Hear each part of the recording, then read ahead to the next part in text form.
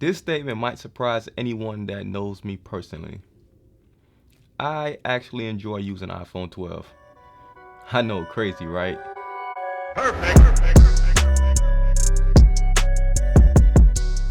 I am by no means anywhere close to switching to iPhone. I'm just saying, iPhone 12 and iOS 14 has become tolerable. I'm no longer ready to throw this thing out the window only after a few hours of use. I can make it a whole week now. Okay, what's so different? Let's start off with the design. The design of the phone is my favorite part. Over the last few years, every phone has been going with the curved sides, the curved edges. This year's iPhone is a departure from that with its flat panel and its flat sides. This small change makes the feel of the phone so good. It feels so good that I don't want to put any case on it. The last phone I didn't want to put a case on was the OnePlus 7T Pro 5G McLaren edition. Oh, you thought I was going to put that name up, didn't you? That phone just simply just looked amazing, and I refuse to put any case on it. Outside of the physical design of the iPhone 12, I am disappointed with the colors. I have the green color and it does not look that good. It's like they took candy apple green and washed it in bleach. I personally don't think any of the colors I've seen look that great, and that includes my normal favorite, product red. I do like the way that the colors on the sides matches the colors on the back glass. I think that's a really nice touch. By the way, that notch is still ugly as, you know what I was going to say, but I'm not going to say it. Even though after a few hours of using the phone, I don't really notice the notch anymore, but I'm very aware how ugly that notch still is. Previously, the non-Pro version of the iPhone came with a much inferior display than the Pro line. This year's non-Pro version of the iPhone has the same exact display as the Pro, which is a huge win for iPhone 12. It has a 6.1-inch OLED display that looks great. It is only 1080p, but it's a big jump from the 720p display from the previous year. The colors look good and the brightness hit just right. Though I like this display, there are a few things that are missing. Number one, there is no always on display. If you use any other phone than an iPhone, you know how clutch having an always on display is.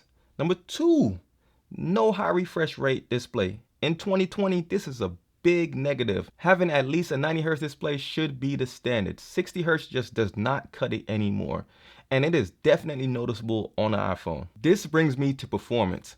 One thing about having a high refresh rate display, it gives you this perceived performance. It makes everything seems way faster than what it actually is. Everything from navigating through the OS, scrolling, and animation just looks so much better. That being said, performance on iPhone 12 is great. The A14 Bionic chip is really powerful and it can handle everything that you throw at it.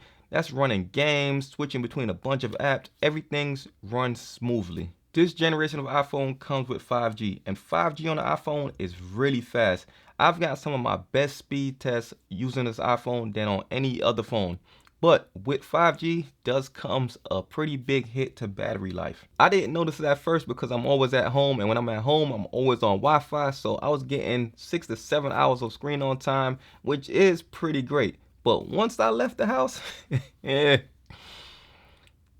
seemed like while I was on 5G, the battery was like gasping for air. It's like, like it was breathing like, please help me.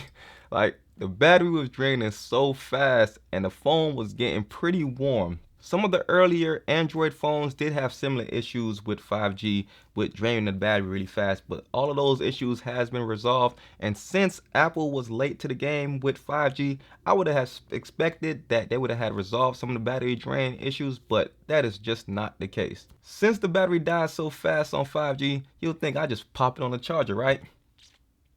Nope, it's not so simple. Unless you've been hiding under a rock for the last year, Apple decided to come out with this genius idea to not include the charging brick with the iPhone 12. I have a whole rant about that in my MagSafe video. I'll link that below if you want to check it out. But to summarize it, I think their public reasoning for not including the charger is full of shit. I think it's pretty much a money grab. I believe this is part of the bigger picture of having a portless iPhone. I do like the idea of MagSafe, but in its current form, I don't think it's ready for prime time, and it won't be ready until MagSafe is able to charge at least 30 watts, because 15 watts is just too slow, especially if you're talking about removing the charging port. Once again, Apple has stepped it up in the camera department. Just like last year's iPhone 11, this year's iPhone 12 includes a wide and an ultra wide angle camera, only missing the 2x optical zoom from the 12 Pro. This for me is not a big deal because I don't use the zoom as much as I use the ultra wide, so I much prefer having the regular wide and the ultra wide in my use case. iPhone has always taken great pictures and they're still improving in there.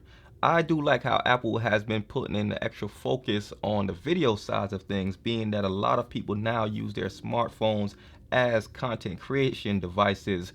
It seems like a lot of other manufacturers seem to like skimp out on the video side of things and really just put all their focus on the photography side of things. So I do think it's a big win for Apple and iPhone 12 in their standpoint. Overall, I'm surprised with how much I like iPhone 12. The design is refreshing. iOS 14 is enjoyable to use, especially with the addition of widgets. Customization is steadily and slowly becoming a thing with iOS.